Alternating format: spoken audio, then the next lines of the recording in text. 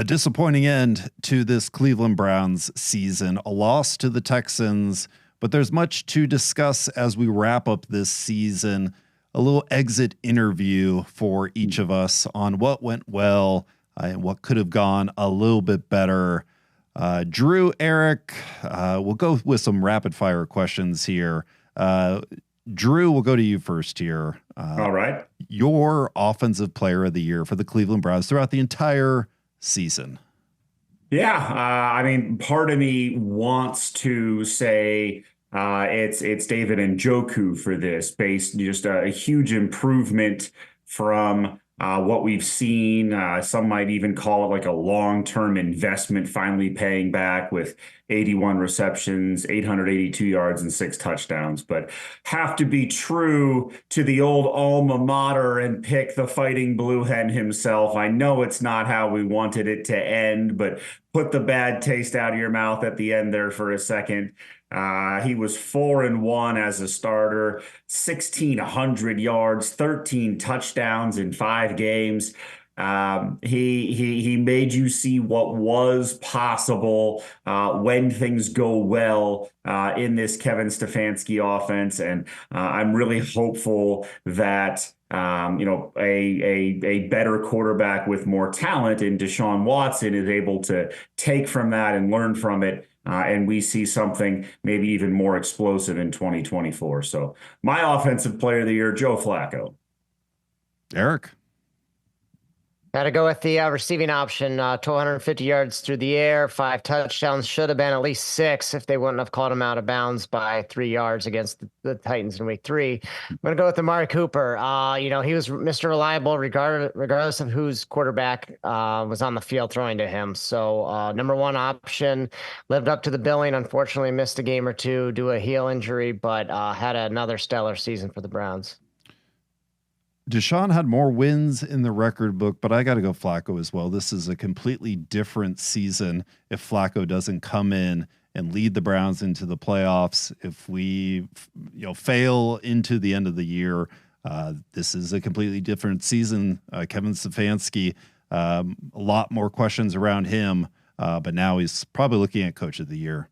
All right, Drew, let's go back to you. Defensive player of the year. Who you got? Yeah, the first name that came to my mind is not the one that I ended up going with, but I do want to acknowledge how good Grant Delpit was this year. This is finally, you're seeing why the team thought he was worthy of a second-round selection ahead of All-Pro Antoine Winfield. Now, I think Antoine Winfield's probably still the better selection, but Grant Delpit played incredible this season, and I do want to just acknowledge that first before I go with my defensive player of the year, Jeremiah Owusu-Koramoah. He looked like the only guy that bothered to get off the bus in Houston, but just in the regular season as well, over 100 tackles, led the team, 4 sacks. He was everywhere. You saw the speed, you saw just the difference maker that people can still be when you have a truly elite level player. Linebacker is still an important position in the NFL, and Jeremiah Owusu-Koramoah showed you why this season. Eric. Got to go with the man on top. Ho-hum, another 14 sacks this year. Myles Garrett. He's not a compiler like that guy out east. He does everything defensive end you could want. Getting the hack-a-shack treatment that we discuss on this podcast. Whether it's against the run or the pass, guys were ready, willing, and able to hold him, and refs are ready, willing, and able to not throw the flags, but. Unfortunately had a big shoulder injury in Denver, and his production tailed off a little bit for his expectations. For many defensive ends, he was still exceptional, but for his standard, not as well. But that being said, great year for Myles Garrett. Stayed on the field with that shoulder issue. Past Clay Matthews, all-time Browns sack leader. I've got Myles Garrett as well. Drew, let's go to the top rookie for the Browns. Yeah, I'm going to go with the undrafted rookie out of The Ohio State University, Ronnie Hickman. Just came out of nowhere to appear in 10 games Ended up starting 4 of them when Grant Delpit was out, and did everything he could to step into that role and played at a really high level. He made you, he made you notice him on the field. He had 25 tackles in only 4 games started. He had a pick 6. I think he really came on to show why he belonged in the NFL. And to get that level of production out of an undrafted rookie, truly exceptional. So I'm looking forward to seeing him in years ahead, and knowing that we have a very viable, very capable backup to Grant Delpit for going forward. That means we can still continue to be creative with the use of the strong safety position. Eric? I'm going with Hickman's college teammate, DeJuan Jones. When Jack Conklin got hurt in the first game, there were a lot of question marks. What's going to happen? He stepped in at right tackle, and there was really no drop off. Some would even say he exceeded Conklin. I'm not sure if I'm ready to go there, but there's going to be decisions need to be made with Conklin and Jedrick Wills, who is entering his last year of his rookie contract. What are we going to do with that left tackle, right tackle position? You could do a lot worse than DeJuan Jones. And, unfortunately, he succumbed to injury, didn't finish out the season, but, I forget the number of repetitions he had consistently without any allowing any QB pressures, but he's been another tremendous player, and I can't wait to see him grow and get that full-time starting position, be it the left side or the right side. I hope the Browns keep at least the right-hand side there. Jack Conklin hopefully back. DeJuan Jones. We just need that depth. I've got DeJuan Jones as well. All right, let's go to the next one here. What do we got? We got the a fun one with this positive podcast. Drew, how about your worst moment of the year? Yeah, I don't know how it can't be the pick 6s in the wild card round. That's going to be my answer. That's the only real possible answer. I think there's a potential additional answer that Eric will get to, so we don't just all echo the same thing here. But the Browns were still in that game. The offense was moving the ball fairly well. And then the doors fell off, and it was an instantaneous blowout out of nowhere. So once those pick 6s happened, the game was over, the season was over, and you just felt bad for that group of players. So I think it almost has to be that. Eric? I'm going to go all the way back to week 2, Monday Night Football loss in Pittsburgh. We thought we were finally going to win there. We're playing guy with small hands. We have the better team. We have the better roster. And the Nick Chubb injury happens. And then we still have the lead in the fourth quarter despite all that. We had that strip sack fumble, and the rest is history. Hopefully next year they're able to win out there, try to get the monkey off their back. But that was a big step back after they got shellacked by the 49ers in week 1. We had all the confidence, but again, we'll be all right. But it was a tough pill to swallow in week 2. Yeah, Nick Chubb going down was the worst moment for me. Just even though that game was still competitive at the end, just the wind was out of our sails. We thought the season was over.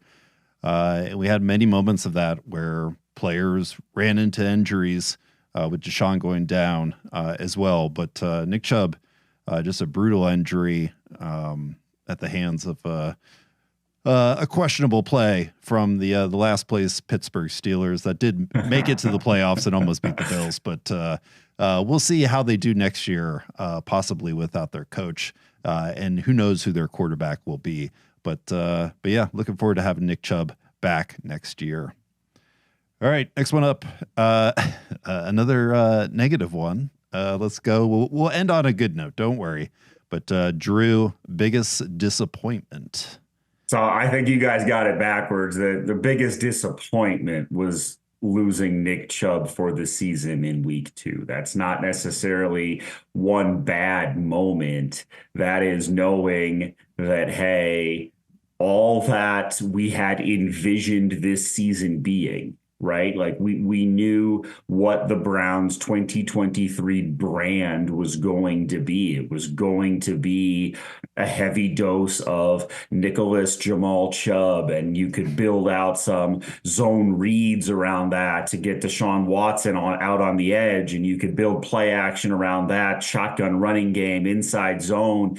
They were going to introduce all these additional answers to what people wanted to do to their standard outside zone game, and all of that was over in week 2, and you knew it was over. It wasn't one of those questionable things. Maybe it's not as bad as it looked. You knew the season was not going to be what you envisioned it. The biggest disappointment was losing Nick Chubb week 2. Eric?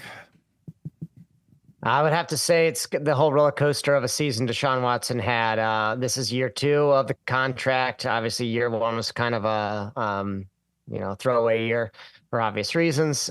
This year, obviously, he had 2 games, and he had the good game against the Titans. Then he gets hurt, misses a couple weeks, comes back, plays well against the Ravens, gets hurt, out for the year. So never really had that consistency that we were hoping for.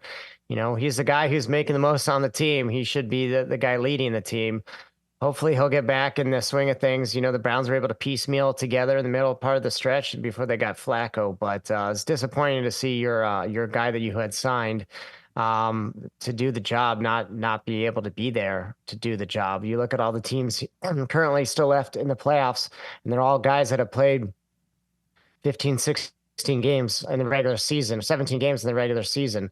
And the Browns were never one of those teams. We had a good enough team around it to, propel us to the playoffs. But I think having your guy there week in and week out, be available, is something that we haven't had in quite some time. So hopefully that'll be in year 3 of Watson's contract, but it was not in year 2. Such a great point of, we thought the season was defined by the quarterbacks going down, but who's still standing?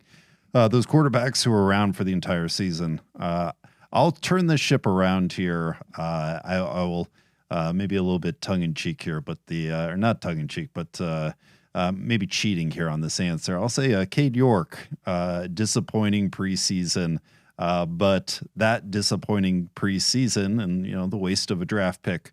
I'm sure disappointing for Cade as well, but that move that the Browns made and that switch to get Dustin Hopkins was a great part of the Browns season. Dustin Hopkins had an incredible season, stepping in and being able to acquire someone who was one of the top kickers in the league this past year.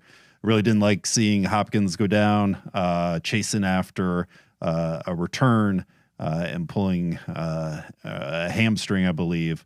But yeah, that was Cade York, sort of wasted, but yeah, a good moment in the end. But yeah, that leads us into here our top moment for the full year. A pretty good season, making the playoffs. Who would have known that happened? But Drew, your number 1 top moment.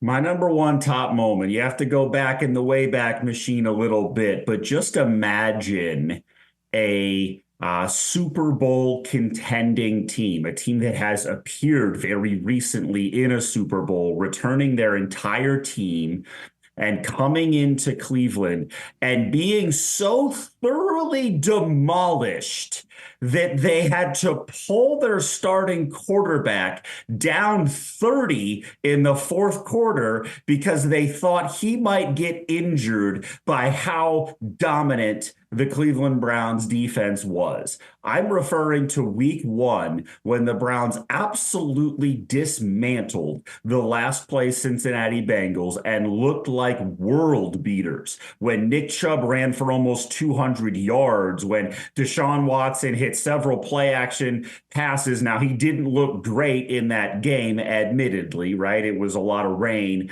but he certainly outplayed Joe Burrow on that field.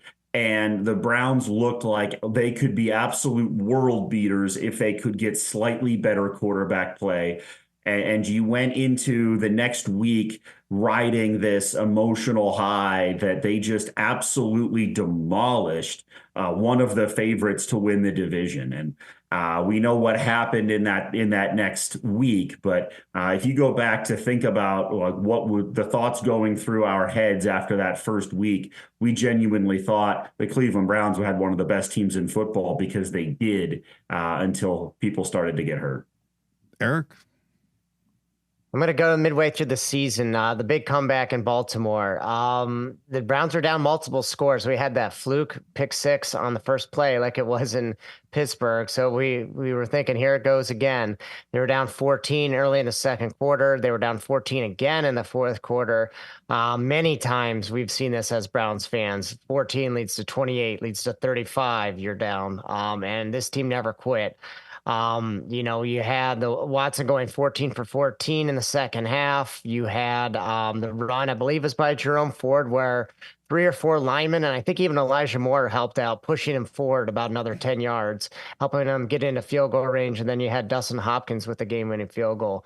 We don't win off too many times over there, but it was a great win. Unfortunately, there was rough news a couple days later, but in the moment, that was the top moment for me in the season.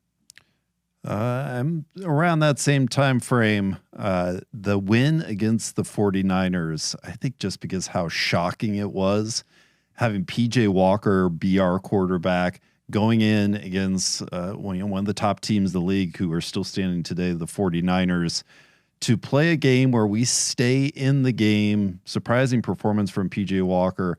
But then the 49ers are going to come down, kick that game-winning field goal, kick us in the gut, and they hit it off the bar. The doink at the end, I just can't. I was in disbelief in that game, a game that usually happens to us, to actually beat the 49ers. Man, that was one of the most exciting games and nail-biting games. I think that's where we cemented the Cardiac Kids for this past season, the rebirth in a lot of crazy Browns wins. So that was my top one. Let's get into the last two questions. Last word on this season.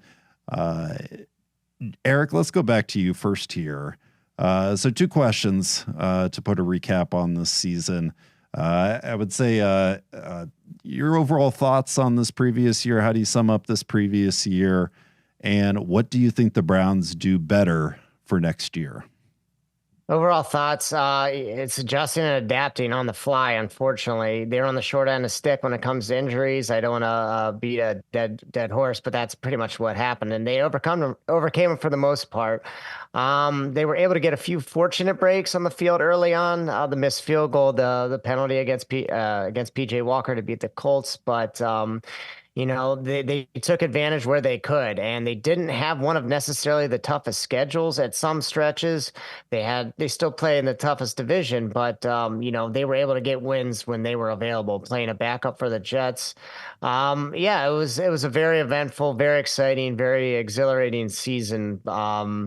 And it was a shame it ended a little too soon, but the Ravens and Niners might be playing in the Super Bowl in a few weeks, and the Browns beat both of them. So although they might not have had the toughest schedule, they did beat good teams. It wasn't like the Dolphins, who was, I think, 1-5, 1-6 against team with winning records. So they were a good team. Ultimately, 2 things they couldn't have happen, where the offense turns the ball over a lot and the defense occasionally gave up big plays, and both happened at the same time, unfortunately, on Saturday night. But and as far as next year, if we can practice health, if we could maintain that health, that's really what we need. I really like what Andrew Berry did with free agency this past year. Zadarius Smith, Dalvin Tomlin, Maurice Hurst, Garyon Christian, Joe Flacco, to name a few guys. Browns have historically been horrendous in that department. So if we could hit on a couple of those guys, they weren't all perfect. I guess I forgot Dustin Hopkins too. Can't forget him. I know it was a trade, but free agency. Draft was okay.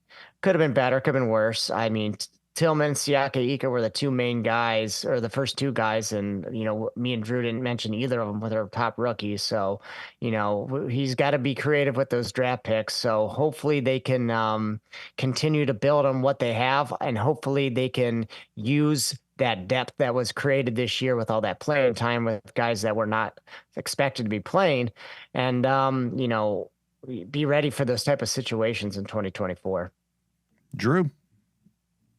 Yeah, I think what sums up the 2023 season, just next man up. They overcame a staggering number of injuries to win 11 games, including injuries to their top 3 offensive tackles, to their starting quarterback, to their best player on offense. They had a starting defensive tackle, middle linebacker, safety.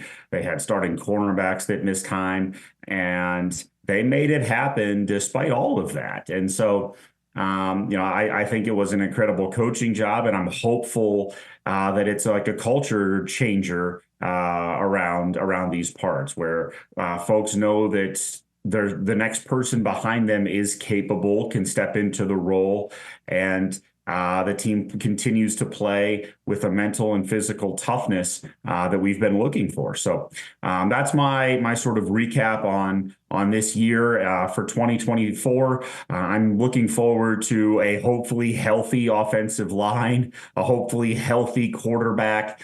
I don't know what we're going to get with Nick Chubb. That's an awful lot of money from the salary cap for a very injured running back. I don't know if he's ever going to be the same, but I do know that Andrew Berry and the front office does a great job of identifying a weakness and then attacking that weakness the next year, the next offseason, right? We saw it in the 2023 offseason with the defensive line that they went after to upgrade. We've seen it in years past in the secondary. We've seen it around the offensive line that they make an effort to get people like Conklin and Jedrick Wills and Posick all in one year, right? So they identify areas that are a weakness and turn that into a potential strength. So the area that I think we could use some help in is the wide receiver core. I think we have one elite level talent, but I think these other teams make it look easy in terms of the separation that they're able to get. And I think the team could really use a really good number 2, which would allow Elijah Moore to be the number 3, the slot receiver that he was acquired to be. That's the area that I'm looking for. I don't know if they can do that in free agency or the draft, but whatever it might be, I think getting 1 or 2 really good players there would help this offense tremendously.